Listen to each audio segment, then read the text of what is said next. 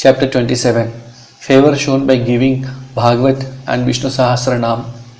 Dikshit Vital Vision, Gita Rahasya, Kapades. This chapter describes how Sai Baba favored his devotees by granting them religious books after he had touched and consecrated them for Parayan, reading regularly, and certain other matters. Preliminary. When a man takes a plunge into the sea, he gets the merit of bathing in all the tirthas and sacred rivers. Similarly, when a man takes refuge at the feet of the Sadguru, he gets the merit of bowing to the Trinity, that is, Brahma, Vishnu, and Mahesh, and also Parabrahma. Victory be unto Sri Sai, the wish fulfilling tree and the ocean of knowledge, who gives us self realization. O Sai, create in us reverence for your stories. Let the readers and audience devour them with the same relish with which the chatak bird drinks the water from the clouds and becomes happy. While listening to your stories, let them and their families get all the true and pious emotions, which let their bodies perspire, let their eyes be full of tears, let their breath be steady, let their minds be composed, let their hair stand on end, let them cry, sob, and cure, let their hostilities vanish.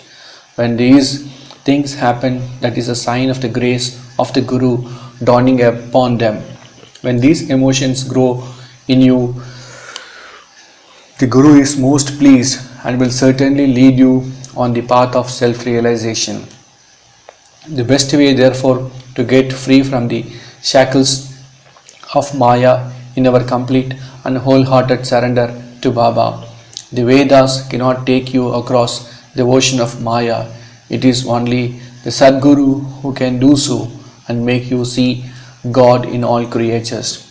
Granting consecrated book. The various methods of imparting instructions followed by Baba have already been noticed in the previous chapters. In this, we shall deal with one aspect of it. It was the habit of some devotees to take to Baba some religious books of which they wanted to make a special study and to receive the same back from him after they were touched and consecrated by him. While reading such books daily, they felt that Baba was with them. Once Kaka Mahajani came to Shirdi with a copy of Ekanathi Bhagavat. Shama took this book to read in the masjid. There, Baba took it from him, touched it, and turning some pages here and there, gave it back to Shama and asked him to keep it with him. When Shama said that it belonged to Kaka and had to be returned to him, No, replied Baba. As I have given it to you, you better keep it. It will be used to you. In this way, many books were entrusted to Shama. Kaka Mahajani, after a few days, came again with another copy of the same Bhagavat and gave it in Baba's hand. Then Baba gave it back as prasad and asked him to preserve it well and assured him that it would stand him in good stead. Kaka accepted with reverence. Shama and Vishnu Sahasranam. Shama was a very intimate devotee of Baba and Baba wanted to favor him in a particular way by giving him a copy of Vishnu Sahasranam as prasad. This was done in the following way. Once a Ramadasi, follower of the saint Ramadas, came to Shirdi and stayed there for some time. The routine he followed daily was as follows. He got up early in the morning, washed his face, bathed, and then, after wearing saffron colored cloths and besmearing himself with sacred ashes, read Vishnu Sahasranam, a book giving 1,000 names in praise of Vishnu and held second importance to Bhagavad Gita and Adhyatma Ramayan, esoteric version of Rama's story with faith. He read these books very often.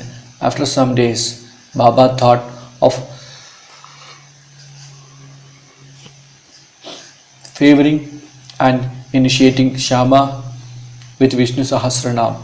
He therefore called the Ramadasi to him and said to him that he was suffering from intense stomach pain, and unless he took Senapots, Sonamukhi, a mild purgative drug, the pain would not stop. So he should please go to the bazaar market to bring the drug.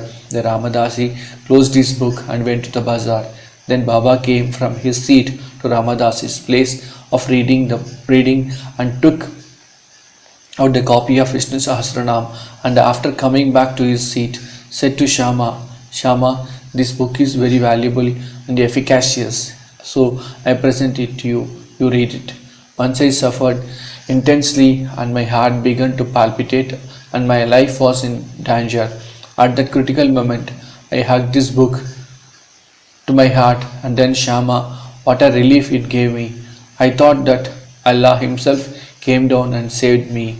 So I give this to you. Read it slowly, little by little. Read daily one name at least, and it will do you good. Shama replied that he did not want it, and the owner of it, the Ramadasi, who was a bad-tempered, obstinate and irritable fellow, would certainly pick up a quarrel with him.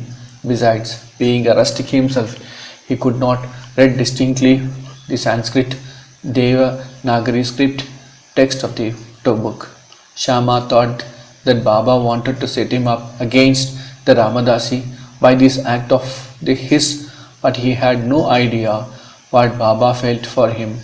Baba must have thought to tie this necklace of Vishnu Sahasranam round the neck of Shama, as he was an intimate devotee, though a rustic, and thus save him from the miseries of worldly existence. The efficacy of God's name is well known. It saves us from all sins and bad tendencies, frees us from the cycle of births and deaths. There is no easier sadhana than this. It is the best purifier of our mind. It requires no paraphernalia and no restrictions. It is so easy and so effective. This sadhana Baba wanted Shama to practice, though he did not crave it for it. So Baba forced this on him. It is also reported that long ago Eknath Maharaj similarly forced this Vishnu Sahasranam on a poor Brahmin neighbor and thus saved him. The reading and study of this Vishnu Sahasranam is a broad open way of purifying this mind, and say hence Baba thrust him this on his devotee Shama. A Ramadasi returned soon with the Senapots Anna Chinchinekar, who was then present and wanted to play the part of Narad, the celestial rishi, who was well known for setting up confrontations between gods and demons and vice versa, informed him of what had happened. The Ramadasi at once flared up. He came down at once on Shama with full fury. He said that it was Shama who said Baba to send him away under the pretext of stomachache for drinking the medicine, and thus took away the book. He began to scold and abuse Shama and remarked that if the book was not written, he would dash his head. Shama calmly remonstrated with him, but in vain. Then Baba spoke kindly to him as follows.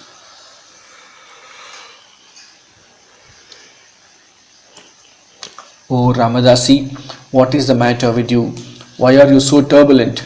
It is not Shama, our boy. Why do you scold him unnecessarily? Why is it that you are so quarrelsome? Can you not speak soft and tender words? You read these sacred books daily, and still your mind is agitated and your patience uncontrolled. What sort of a Ramadasi are you? You ought to be indifferent to all things. Is it not strange that you should possess this book so strongly? A true Ramadasi should have no mamata, attachment, but have samata, equality towards all. You are now quarreling with Shama for a mere book. Go, take your seat. Books can be had in plenty with money, but not men. Think well and be considerate. What worth is your book? Shama had no concern with it. I took it up myself and gave it to him. You know it by heart. I thought Shama might read it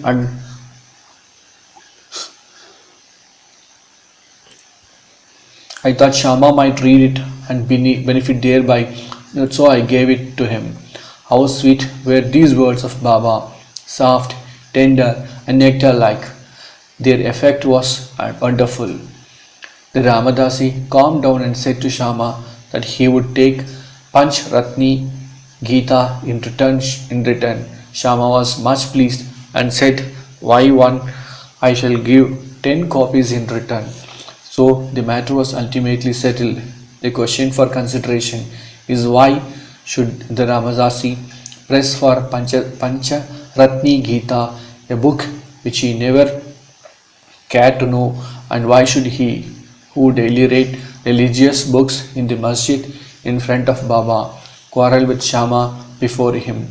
We do not know how to apportion the blame and whom to blame. We only say that had this incident not happened, the importance of the subject, the efficacy of God's name, and the significance of Vishnu Sahasranam would not have been brought home to Shama. So we see that Baba's method of teaching and initiating was unique.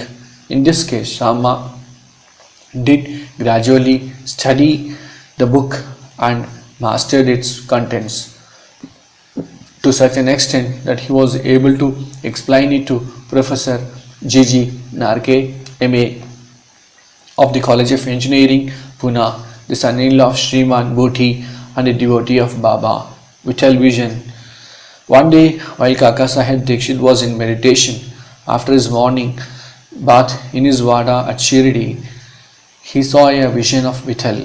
When he went to see Baba afterwards, Baba asked him, "Did Vital Patil came? Did you not see him? He is very elusive. Hold him fast, otherwise he will give you the slip and run away." Then at noon, a certain hawker came there with 20 or 25 pictures of Vital of Pandharpur for sale. Mr. Dikshit was surprised to see that the form of Vital he saw in his meditation exactly tallied with that in the picture, and he was also reminded of Baba's words. He therefore bought one picture most willingly and kept it in his shrine for worship. Gita Rahasya. Baba always loved those who studied Brahma Vidya, metaphysics, and encouraged them. To give an instance, once Babu Sahib Jog received a post parcel. It contained a copy of Gita Rahasya by Lokmanya Tilak.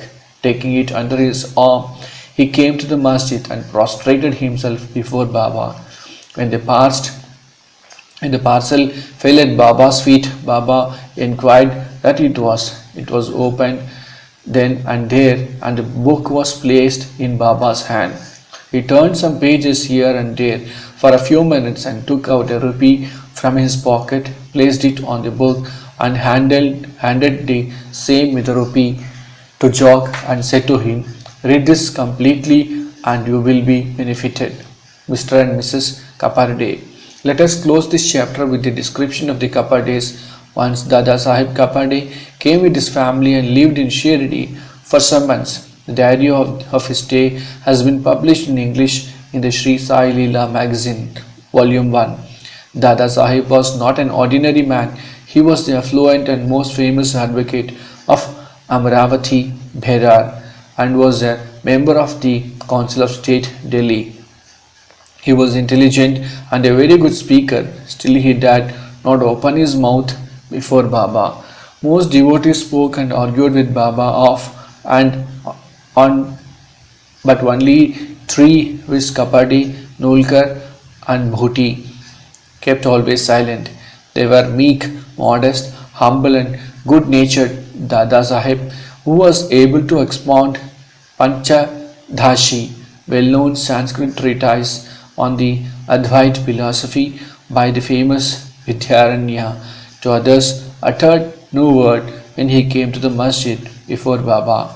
A man, however learned he may be even in Vedas, fades away from before one who has realized Brahma and becomes one with it.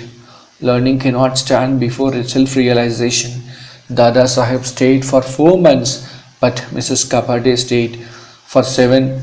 Both were highly pleased with her Shirdi stay. Mrs. Kapade was faithful and devout and loved Baba deeply.